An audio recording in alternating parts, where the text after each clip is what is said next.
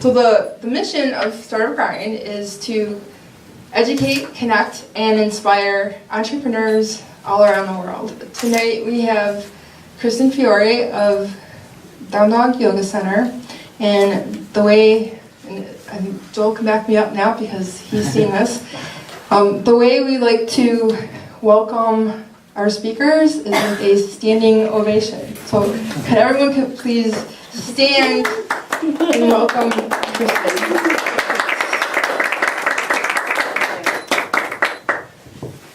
Thank you. Hello. Hi. This is a neat way to chat. We've chatted a few times, just car rides and such. Going to yoga at the beach. We've driven to South Haven together. Yes, that was fun. It's been fun.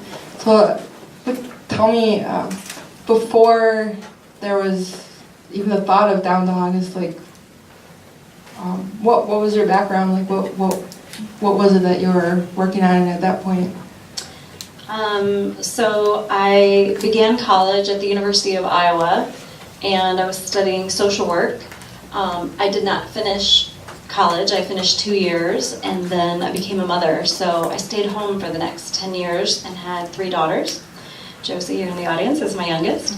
So my oldest daughter is 23, almost 24, and then I have a 21-year-old, and Josie's 19. So I was a mom, and that is a great job. Seriously, gives you so much training in so many different areas. And after I did that, I started working part-time. I worked at the Kalamazoo Civic Theater. I was the production assistant there, and that was an interesting job as well because it required a lot of different skills. Sometimes I was doing secretarial type of work. Sometimes, in a small nonprofit organization, you were doing other things that just needed to be done, like first aid kits or copying scripts, or I became in charge of the ushering, so I started scheduling all the ushers, training the ushers, worked in their database, their website, so a lot of different things there. And then I kind of stopped that and said, like, what do I want to do with my life? I'm working for an organization I love, the theater, but there's something else I want to do, and I didn't know exactly what that was, but I, at that time, started practicing yoga. And eventually, that practice turned into teacher training, turned into teaching, turned into owning a business. What was the time span and all that, like from the time you were at the theater and started practicing yoga to the time you maybe even just thought about the business? I started practicing yoga maybe 2007, something around there. And I did my teacher training in 2009. And so within that first 2 years, I went from practicing, once a week to practicing many days a week. And I started working at a yoga studio so that I could take yoga for free, essentially. I worked at the front desk, and then I started managing the studio after that. And so I opened Down Dog Yoga Center in 2014. So it was, it was relatively quick. It felt like one thing kind of leading to the other, studying yoga, becoming a teacher, managing a studio, and then opening my own space. It was a pretty seamless transition. So was it wild? Like at what point did you decide, I don't just want to manage someone else's, I want to do this myself? I think that came just because, when you're working for someone else or when you're working kind of not in your own space, you get these ideas like, oh, what if we could make this program, or how could we implement this? But you're working under someone else's vision, which can be great, but I just started to have my own unique vision and really wanted to see that and thought that there was a place for it in Kalamazoo. There was, kind of a space that wasn't necessarily being fulfilled, a place where I wanted yoga to be accessible to maybe what you would think of as the non-yoga population, not necessarily someone who is comfortable in a yoga studio, who has a lot of experience, who wants Sanskrit terms or a guru teacher or a specific lineage, but someone who's just like, hey, what is this yoga thing, and how could I meet you in a place I feel comfortable? And so that's really one of the missions of Down Dog, is to be a little bit more community friendly and accessible and visible in the community as a gathering space and a space to be accepted and explore. So as part of, what are examples of getting the people who are, what's this yoga thing about? Like what are, like the posts we were talking about earlier, what are examples of how you do that?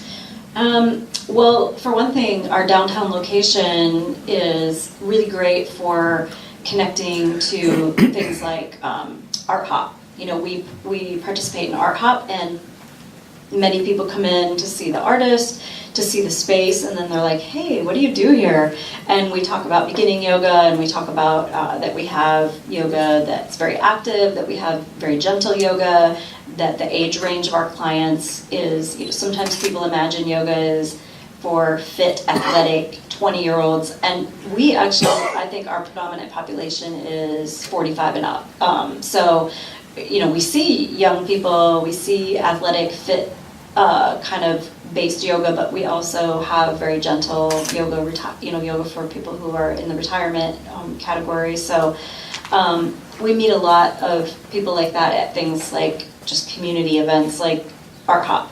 Another place that I started to think in my, like, what do we do in Kalamazoo? What are things we love, and where could I meet people? Well, we love beer in Kalamazoo. So I started this Yoga on Tap program, and we do a yoga class at different local breweries, and we've met a lot of new clients there. So a lot of men clients there who their spouse, their friend, their girlfriend asks them to come, and they're like, oh, they wouldn't necessarily go to yoga at the studio initially, but going someplace that's comfortable to them, like a brewery, I mean, they figure, what's the worst thing that can happen? I take an hour of yoga and I get a beer. Mm-hmm. So it makes them comfortable, and then they get to try the class, and we spend community time together too. We eat a meal usually at the brewery and have a drink together after class, so it's an opportunity to make a social connection. And then from there, they're more likely to say, hey, I'm going to go to class. Yoga at the beach, yoga at the park. We've been a part of Lunchtime Live since we opened the first summer that we were open, so we're visible in the park. Just really a lot of kind of community outreach in those ways, trying to be visible and be in places where the community already is. So the space itself is important, but then also going out to, well, like what you were saying, where the community is, so you're kind of, it's a mobile space in a sense. Yeah, absolutely.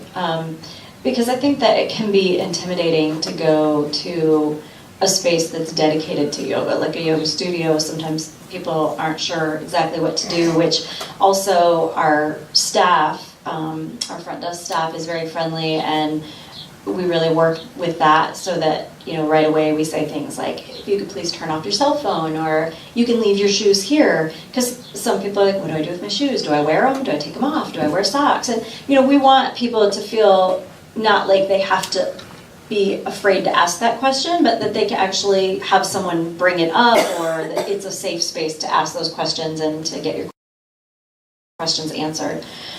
So we try to do that in the physical space as well to make you comfortable. We get a lot of people that come in, not just at Art Hop, but just throughout the day, that want to see the space first. And that gives us a chance to show them, we have props, we have yoga mats, here's a place for your shoes. And they ask questions like, what do I wear to class? We have that information on our website as well. There's kind of a, before you come, what you should know, little section, frequently asked questions. But it's a good way to just make someone feel comfortable and welcome. So as you were still I'm thinking about doing this business, who was around where you could ask questions to, or like who supported you in developing that? I had a lot of great support, but definitely one of the major ones was Chris Kroll, owner of Gazelle Sports. So I was running half marathons and team leading.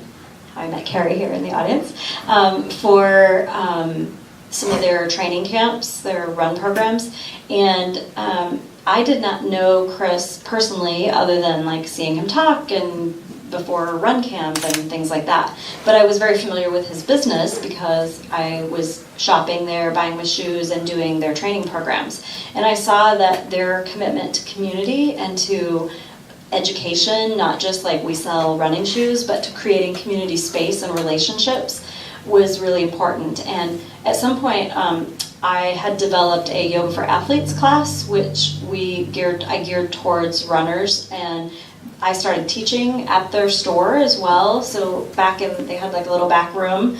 Initially we had maybe like, Emily was there, actually that's where I met Emily, who's also in the audience. Initially we just had a very few people, but the class started to grow and we ended up having to rent a space for the class because it got too big for the back room at Gazelle. So anyway, I was working with athletes who can definitely use yoga, some issues with IT band, knees, hips, things like that. But I approached Chris and I sent him an email and asked if we could meet, because I just had some questions kind of about how his business ran and wanted to have a conversation with him. And he graciously said yes, he would meet with me. You know, I just like sent him a random email from someone like, hey, I teach in your store and we don't really know each other, but could we meet? And his answer was yes. So I went and we had a really great conversation, at which point he said to me, you're an entrepreneur. And I was like, I am? And he said, no, totally, I see it. You have a strong vision and a passion about what you want to do. And he suggested that we actually set up a second meeting. And at that meeting, he gave me a book called Write It Down, Make It Happen. Highly recommended. And he gave me a journal, a Gazelle notebook, which has all my original writing about the studio in it. And he said, go home and write down anything that you would want your yoga space to be. It could be about the physical space, it could be about the staff, it could be about a mission, anything. So I did that. I went home and I wrote quite a bit about what I wanted, why I wanted this other yoga space and what I wanted it to be and how I wanted it to be. And I shared it with him. And he said, is it okay if I share it with my wife? And I said, sure.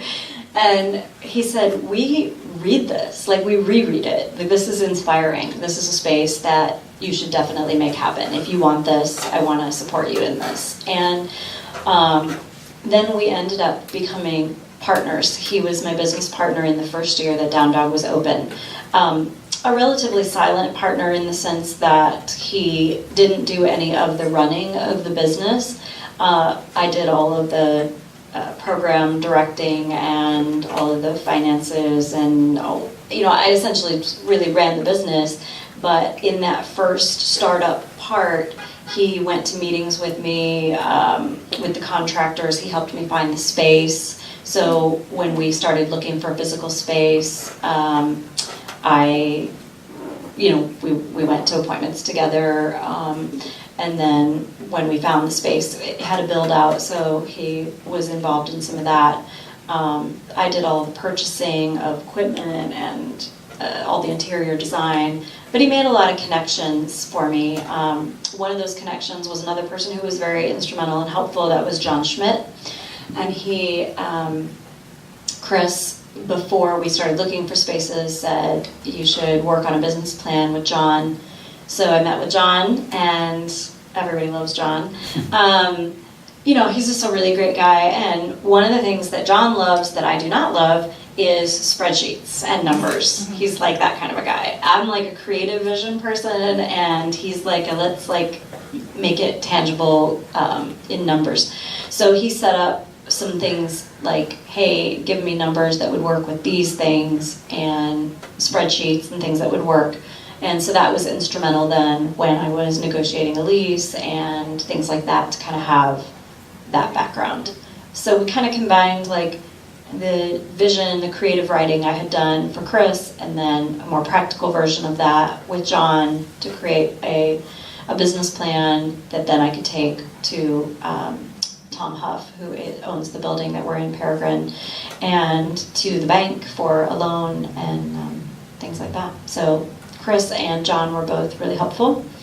My family, obviously my husband John and my 3 daughters, Jenna, Julia, and Josie, they were all supportive. My time was definitely changing quite a bit. I had been, besides being a stay-at-home mom, I had been teaching yoga, but 7 classes a week, that's what, 8.5 hours of teaching time plus prep time.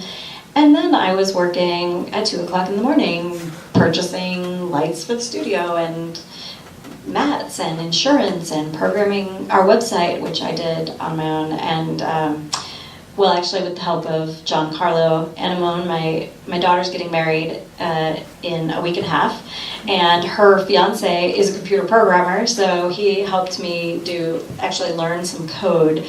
I use Squarespace, which is kind of a ready-made, you can program it, but he actually taught me how to do some code so that I could put my schedule in the way I wanted it. And so I had great support just through people that I knew. And people that I didn't know that connected me to other people. And then also the other bit of support that was really instrumental in getting Down Dog going was Judy Huxman and Cynthia Haas. And they were the owners of Awake and Aware, which was a yoga studio that existed for 10 years off of, what's the road? Parkview. Yeah, off of Parkview, kind of where D&W and Oakland, that area, kind of go a little further down. And they owned Awake and Aware, which was a small yoga studio, and they did their body work. They're both massage therapists and they're both yoga teachers. And they owned that space. And I was teaching one of my classes, 2 of my classes actually, at least were there. And I had started managing for them, so I was doing business work for them. And they were at that space where they were like, well, we could kind of go to the next level and get a computer system, online registration, take credit cards, because they were like a kind of cash-only, handwritten roster type of, they couldn't take pre-registrations for things. And they were like, we could move into this other business model, or we could not. And I was helping them look at pros and cons of that. And they pretty much decided at that point that where they were in their lives and their careers, they were looking more towards retirement than towards growing a business. And they still wanted to actively teach and do body work. And so as my vision started coming on of my own space, I approached them and said, hey, look, I want to open my own yoga studio, but I know that the vision I have is pretty big, and there's no way, I'm not talking about a space where I'm the only teacher. In fact, at Down Dog right now we have 16 teachers. So, but I knew initially that I was going to need a really qualified staff for the quality of yoga that I wanted to provide. And so I approached Judy and Cynthia and said, if you are interested, we could essentially merge Awake and Aware into Down Dog Yoga Center. So I told them that I didn't want to use the name, that I had a new name and a new mission statement, but that I highly respected their business and themselves, and I wanted them to be a part of Down Dog. And so they discussed that, and I ended up essentially purchasing Awake and Aware without, really taking the name, but so that helped with client base, to start with already some teachers and clients. And Judy and Cynthia are excellent teachers, and they'd owned a business for 10 years, so they were instrumental in helping me. And then from there, we approached, once those negotiations were finished, we approached the teachers at Awake and Aware, and Judy and Cynthia let them know that they were going to be, kind of retiring the business of Awake and Aware, but that I was creating a business, and we extended an invitation to those teachers to teach out of Awake and Aware, or out of Down Dog Yoga Center. Some of them chose not to take that. They wanted to stay in kind of a smaller mom and pop type of sign-in, more independent contractor space, and some of them came to Down Dog. But starting a business, you kind of need to know that you've got some highly qualified staff, especially, like yoga.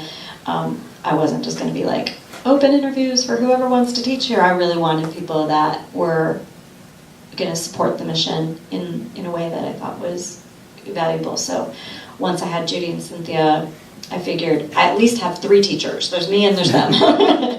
And really then, I don't know, I guess it was just people just started coming out of the woodwork. I started getting emails and phone calls from really great teachers, many of whom I knew had taken classes with or knew in the community, and some that were like new to the community but had many years of experience teaching. So the staff kind of just took on a life of its own and started growing and building to the point where we are now with 16 teachers. Oh, yeah. So with all that, I mean, that's all very successful. So what were the challenges then? Oh, gosh, challenges. There are many challenges when you open a business. Many things that you're like, forget about, like little details. Let's see, challenges have been front desk staff. It's kind of hard to have limited hours. Our shifts aren't something that someone could live off of, like, oh, I'm going to work here for 40 hours a week. We're a smaller business, and the way the nature of our business goes, we're open in the morning and the early afternoon, and then we kind of have a dark time of day where people are, picking up their kids from school or they're at work still, and so we don't offer classes in that middle part, and then we open again in the evening. And so that we can get the after work crowd or after school and things like that. So finding the right staff, because again, part of the mission being really community friendly and welcoming, I wanted people who were going to remember names and be consistent, and and then training staff. Just initially there was kind of like so much to do that the challenge was, how do I get some people that can help me, that can like do some of the things, because it felt like I'm ordering something, I'm developing a website, I'm hiring teachers, I'm at meetings with contractors, I'm trying to figure out who's going to work on Monday at 9 a.m. and what class is going to happen on Monday at 9 a.m. And so staff was, even though the teachers were coming, just like all of the details were really some of the challenges, kind of keeping the details straight. And once I had a few people that were helping with that, initially Erin Tonda, who became my first office manager, and she was a great find, someone that I didn't know. She was a lawyer initially, but had kind of retired from law and was doing her teacher training and was interested in teaching. And then since she had such a strong organizational and business background, I said, hey, would you be interested in taking on not just teaching, but some other things? And so once I had her, she was helping me with like, okay, I'll take care of calling the insurance company while you do this. And that was helpful. That was a challenge. Money is always a challenge. That space where you're like, I am spending thousands of dollars on equipment, and I don't even know if anyone's going to show up to the first class. That is a moment. But challenges of just the timing of when were we going to be open, when was the rent going to be due the first time, when were the bills going to be due, when was my loan going to be in my account, and so organization and money, that's always a challenge. But I have to say that even though individual days there were lots of challenges, the overall execution or way it fell into place was really, really amazing to me. I mean, we had a grand opening and I thought, is anyone going to come? And people just started pouring in the door. I was like, yay! Thank God. So, Yeah, I feel very blessed in the way that those challenges happened, and my family could probably attest to a few more challenges, like a few times where I was like crying or something. It happened. Oh, here was another challenge: equipment coming in. Okay, I mean, we have 2 studios. We have a lot of yoga mats.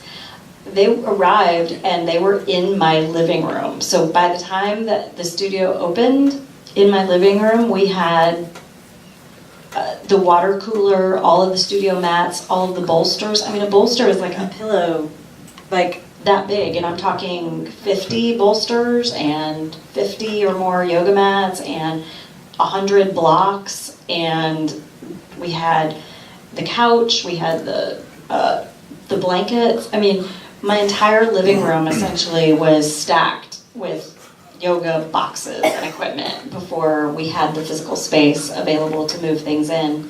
Another challenge was the timing of Awake and Aware was on a month-to-month lease at that point because they knew they were leaving the space, and then someone else rented the space, so they said, like, guess what, at the end of this month you're done. And Down Dog still needed, I can't remember if it was another month or 2. Was it just 1?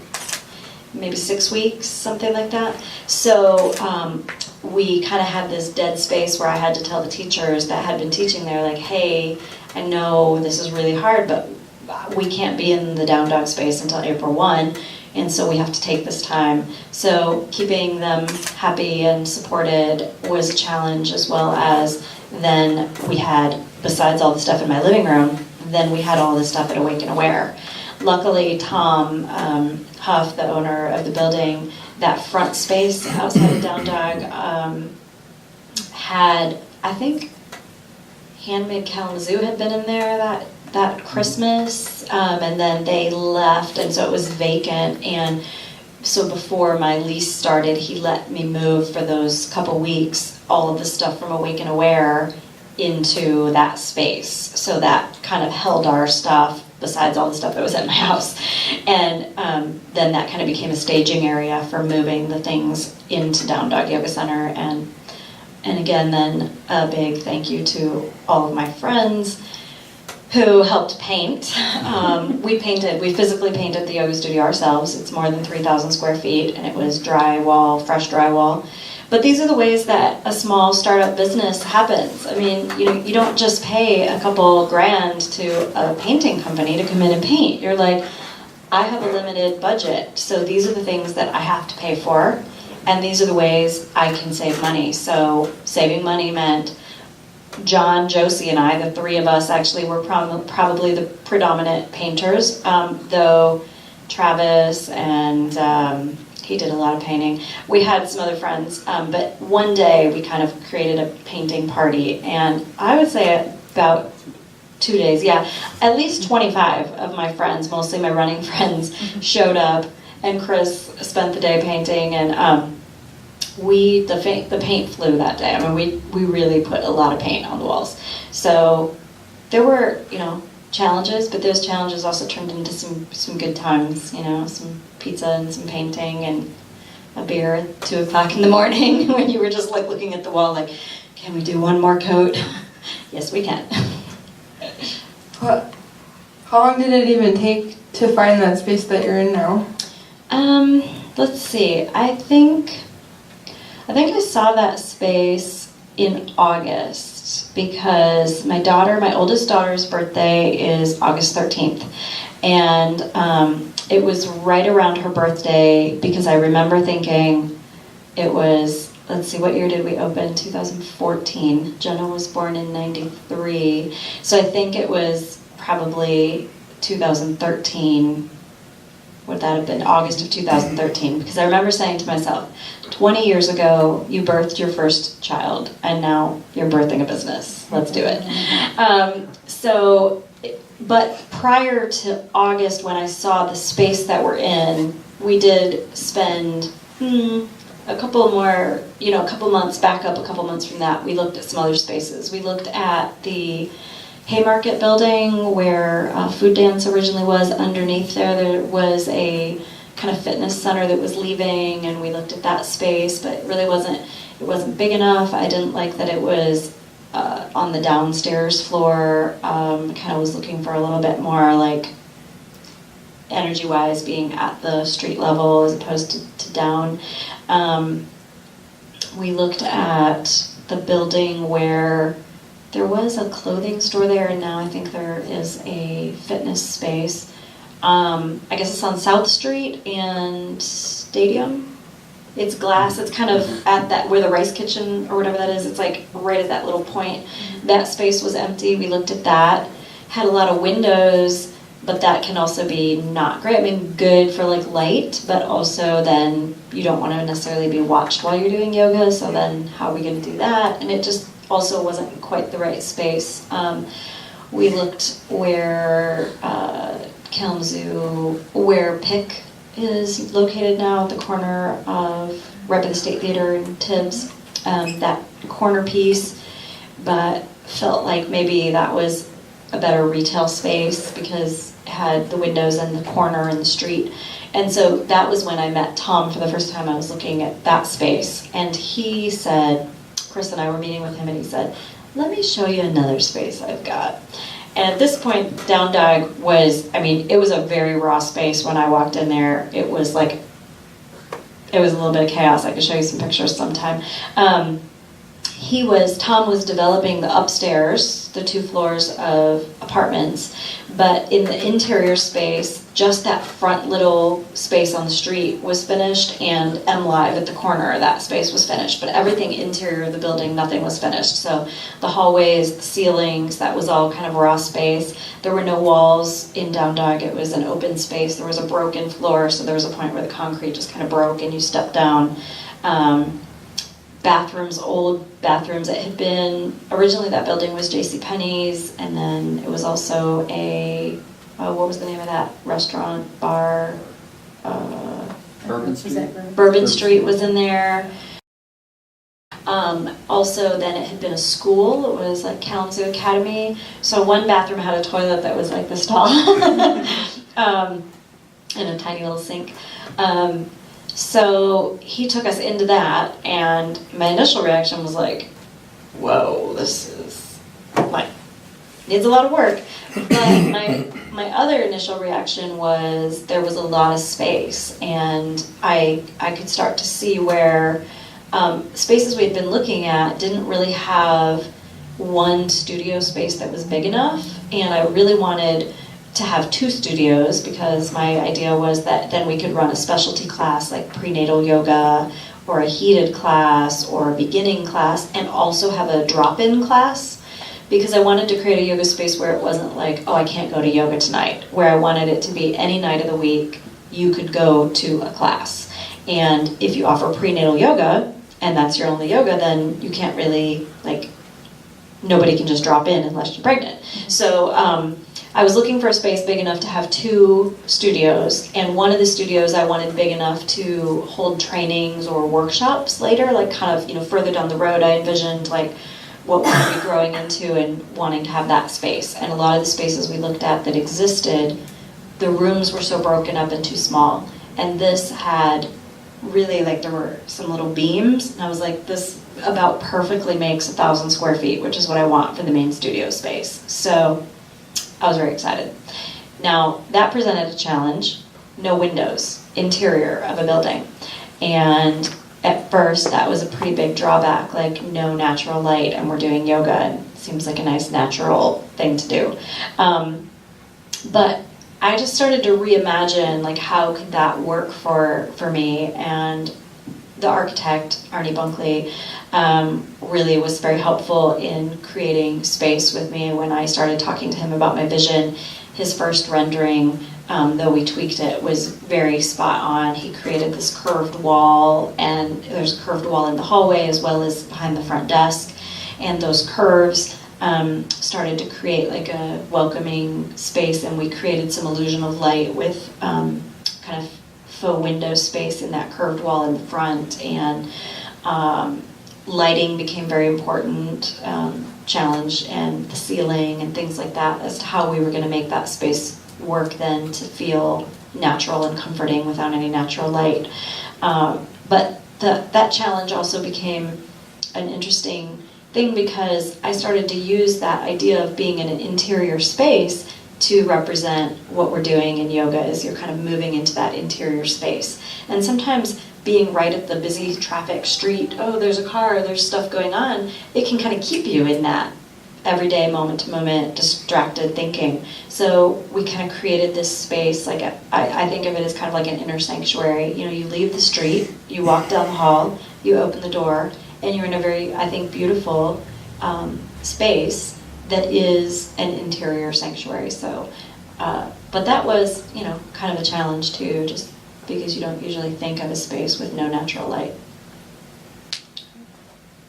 So I didn't mention this before, but I'm going to give a chance for the audience to ask questions. So if you have a question, just let me know. Raise a hand. Anybody?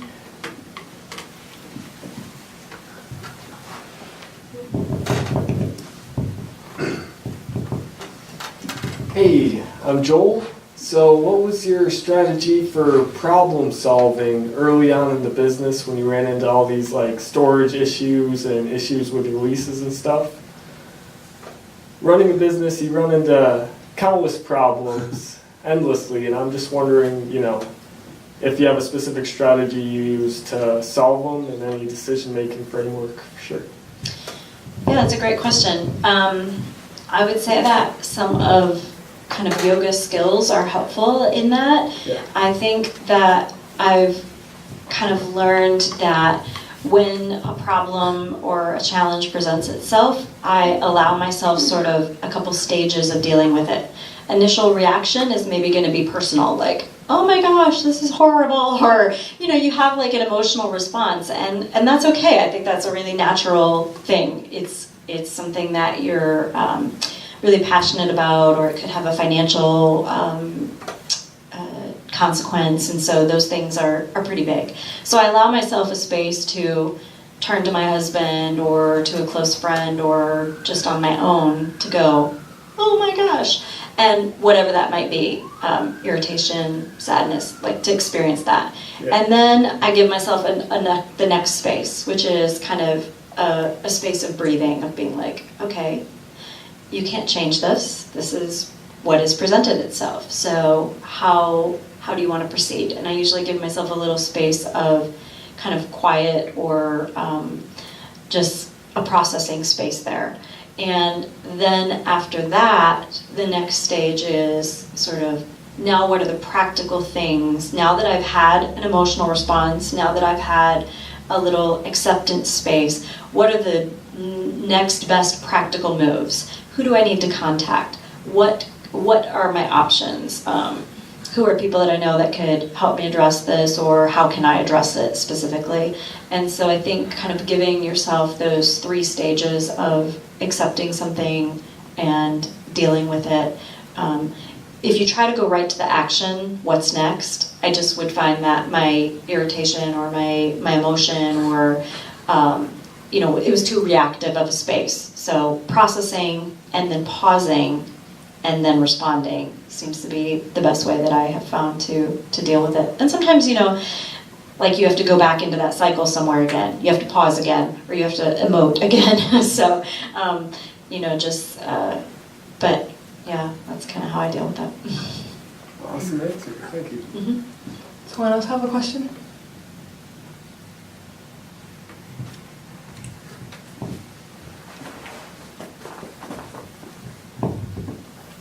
Okay, so where do you see Down Dog Yoga in the next 5 to 10 years? That is a great question. It's a great question because it's one that's also been on my mind. For people interested in owning a business or anyone who has owned a business, my experience has been that the first few years are kind of like, I mean, there's such a learning curve, and it's kind of surviving every day. The challenges, you know, especially that first year, you're like, what do we do the first Christmas? What do we do these first, you know, whatever rolls around, the seasons change, the schedule changes, and so initially you're kind of in this keeping up, like just surviving, getting things done, coming up with a routine. And so just now, starting our 3rd year, I kind of got to this space of like, I mean, we've created new programming. I feel initially always part of my vision and mission was to not think that something that works today will work tomorrow. To kind of, I understood that in business and in staying engaged with the community, I was going to need to continue to offer new things and change the way we approached marketing and approached things. I think I'd been in some businesses that just seemed to get stale, like, this is what we do, and we do it at 10 o'clock every day for 20 years. I didn't want to do that. So already in these first 3 years, I have been adding new programming and changing and tweaking things and reinventing things. But I just had gotten to this point where I was like, hey, I feel sometimes like I'm so immersed in the daily that I'm losing that space of write it down, make it happen. That space of what's next for me, what's next for the business. And so I just got home from Greece. I spent 2 weeks in Greece with two of my teachers, Angela Farmer and Victor Van Kooten, who are lovely, lovely teachers. And I went to study with them for 2 weeks in Greece, and I spent the time that I wasn't in the practice doing some journaling and thinking and just being, so that I could kind of have a pause and a reset from the everyday running a business.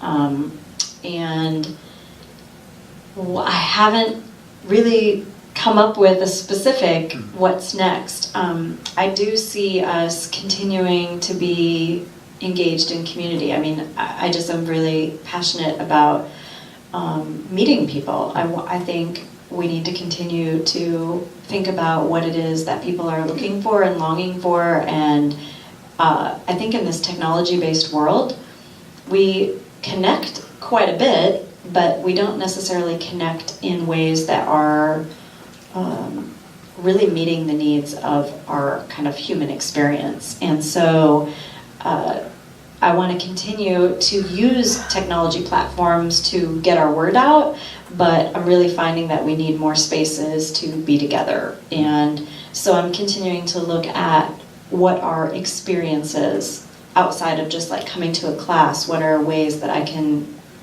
facilitate connection with other people and connection with the self? Because as we become, overworked and 24-hour kind of community and technology-based, we can sometimes get also distant from ourselves. So I see us continuing to grow and to be engaged and to be present. As far as exactly how that's going to go, I'm not sure. I do have some new ideas. There's a program I want to do, yoga in the arts. I want to start kind of like our Yoga on Tap program that we did with local breweries. I want to work with some of the arts organizations here in Kalamazoo, so I've already put some feelers out to the Symphony and the KIA and the Civic and some places like that. I'm looking to work with them to maybe do a yoga class in their space and to look at how yoga and movement and that inner landscape work in the arts. And so that's one of my new things I want to pursue. I am on the board of SMEDA, Southwest Michigan Eating Disorders Association, and I'm also looking to grow some programming, not necessarily just for someone who identifies with having an eating disorder, but for healthy body image and healthy body connection. So that's something I'm looking to grow in Down Dog and in our community. Another thing is we've kind of expanded our Yoga on Tap. We're working with, we're doing one at the Sky Deck this Friday, weather permitting. I'm really excited about that. And it's called Yoga Uncorked. So we're moving into some connections with some of the wine businesses. And also we have a new distillery. So we have Serenity Under the Sills. That's going to be coming in September. We're going to be doing at Green Door Distillery. And I am just now partnering with Water Street as well. We're doing a Saturday morning kind of wake up with yoga. We're going to meet the mat. We're doing it outside at their roaster in June, and then we'll be doing meet the coffee roaster. So we're meeting Seth, who is their master coffee roaster. So continued community connections, not just with who we serve, like student base wise, but always thinking of other businesses, because we should support each other. It's good for both businesses or multiple businesses to make connections and share your marketing and share your word. So I'm just continuing to look at how we can do that creatively. So, And part of that support, one thing that I've noticed is there a lot of times there's a monthly come to this and it'll be a donation to this organization. So that's something that has been around the whole time too, or? Yeah, no, I think I started that the second year. It was one of the things I wanted to add, that initially you just can't like put everything, you can't make everything happen at once. So I usually have to look at my ideas, which I can have a lot of those, and look at them and say, okay, what are 2 or 3 things I could implement this year, or what's something I could implement easily, like relatively easily, like put it on the schedule, figure out how the details are going to work and make it happen, and then maybe what's something that's a little more long-term. And so the Yoga for Your Cause was something that I could do a little bit more easily. I did all the teaching for the program so that I didn't have to worry about paying an instructor. I could donate my time. I didn't want to ask one of my teachers to work for free, and I wanted to be able to give the organization 100% of the cost. So I put that out and I started approaching some nonprofits, and then people started approaching me. So yeah, we've done, quite a few. We've done the Center for Autism for Excellence. We've done Girls on the Run. We did a donation thing for Loaves and Fishes. We've done, I can't even remember all of the different organizations that we've raised money for, but we've done quite a few. Yeah, that was a new idea too. Just kind of help give back. I mean, I feel like that's a part of yoga, is understanding that, what you are and what you do affects the community and those around you, and so I wanted to put that in my business as well. So we donate quite a bit outside of just those Yoga for Your Cause and free classes that I teach. We also, and this is something you should know if you open a business, people will start asking you for stuff. I was kind of surprised by that. I don't know why. Like, it just never really entered my mind that like this was going to happen. And we're open like 1 month, and I start getting phone calls and emails. Hey, we're having an auction. Hey, we're having a fundraiser. And at first, you're kind of like, I want to give to everybody. And then you're also like, oh my gosh, I think I just gave away all our money. So you have to balance that. But we do try to support as many causes as we can. So we often donate free classes, gift certificates, water bottles, t-shirts, things like that to other local businesses that are using that to make money for a cause. So if someone came up to you, kind of like you approached Chris, and they had an idea, their new idea for a business based on your experience, what might you tell them? What would be your advice?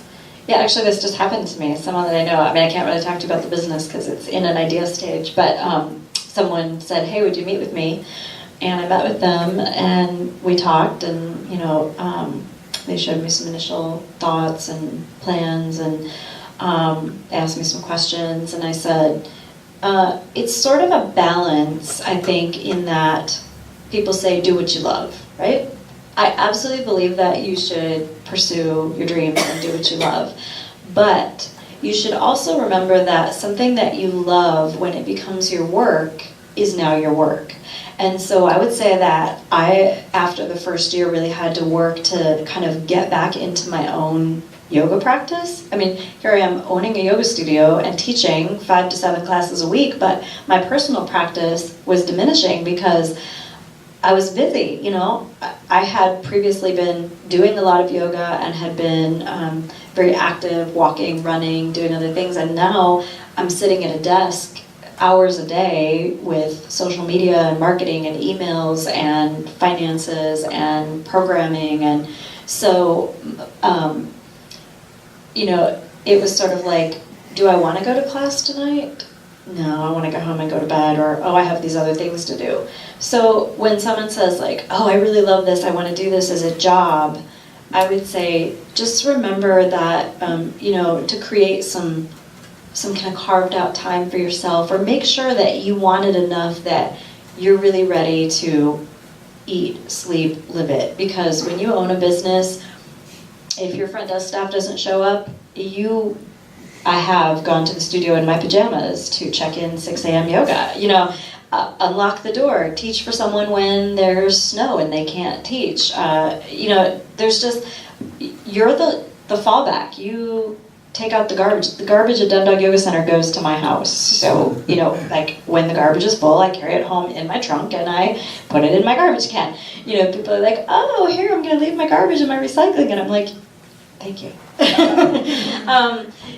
So you just have to remember that it's, you need to have enough passion about it that you're willing to put in that work, but you also have to protect your passion, because if you want it to just be like something that's just for you, like, oh, I love art, or I love yoga, or I love to sing, or whatever that may be, you have to kind of balance. Like, do you want that to be your own personal love and hobby, or are you ready to make that your work too? Because then you have some finessing to do around that so that you can keep it your love as well as your work. So I do have another question, but I'm going to ask the audience first. Are there any more questions right here?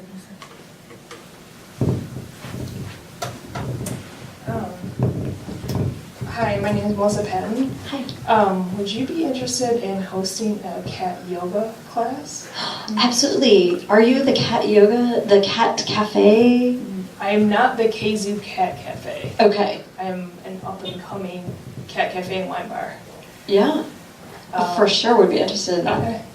Absolutely. I can't have cats in my space necessarily because of allergy issues and things like that, but I would be all about teaching a cat class or, bringing it to your space and cross-promoting it and everything. Okay. I think it would be super fun. I'm always open to new ideas. I love dogs, which is one of the reasons I chose Down Dog Yoga Center, but I have no problem with cats either. I love animals. Awesome. I eat a vegetarian, mainly vegan diet, so let's support the animals. I'm down with that.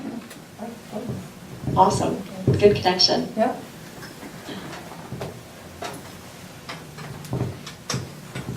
So, my last question is just how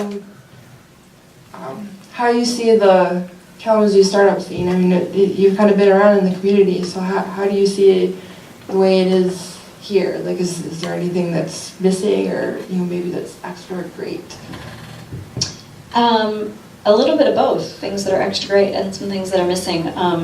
I'm also on the board of the Downtown Kalamazoo Restaurant and Retail Association, the DKRRA, and I'm on the Kalamazoo Parking Committee. And this is what happens when you start getting involved and you start like, hey, I love community, and you start going to meetings and talking, and then all of a sudden you're like on a million boards. But it's great to be involved, and it's good for your business too, to know things and to be connected to people, and that's a part of being in community. So I can say that I think some great things are that we have building owners and a community that are open to new ideas, that are open to making things happen for someone like me who was like, hey, I have an idea. And it took people helping me to get there. And there were definitely people that were open and interested and willing to take a chance on me and to, to help. So I think that's something that we have that's great about Kalamazoo. I think in general, we're kind of creative and entrepreneurial. I mean, we're an open community, and I love that. We're not kind of status quo. We're like, oh, new idea, awesome, let's try it. But the thing that can be a downfall with that too is that sometimes we need to remember that the practical steps to make a business not just open but successful, it requires a lot of work and a lot of organization. And I think sometimes that creative aspect of someone that's like, hey, I have an idea, sometimes lacks the follow through that's necessary to keep the daily going. I mean, I love the creative aspect, and sometimes it's not as fun to have to do the menial tasks, but the menial tasks keep the business organized and they keep it going. And I think that one of the things that like DKI and DKRA are looking to do is kind of create some more support for a new business owner, so that after that initial like high and excitement of the idea, that they have some help and support in learning the steps and managing the steps to keep it going successfully. I'm sometimes surprised when I meet a business owner that's like, oh, I didn't know you could schedule a Facebook post ahead of time, or just like some basic things that would make their daily life easier, more efficient. And so I think that we could use a little bit more support or education around marketing, around what it takes to keep the daily stuff supported in a business, finances, things like that. So is there anything else that we haven't already discussed that you would like to add? Anything that I would like to add? I don't know. I think that it's just important that you kind of do what you love, that you follow your dreams, and that you understand that there's always potential to change. Like this thing that you think is fixed, there's really nothing that's fixed. All things arise and pass, all things change. So when you're looking at a challenge or when you're looking at an idea, just to know that there's so much potential there, and that if you take the practical steps needed to make it happen, it really can happen. And again, like I've been talking about, with help and support of so many people and family and friends and other business owners. But I would just encourage people to remember that it's not fixed. That, I did not complete my college degree, became a mother at the age of 20. I became a business owner at the age of, 40, 41, something like that.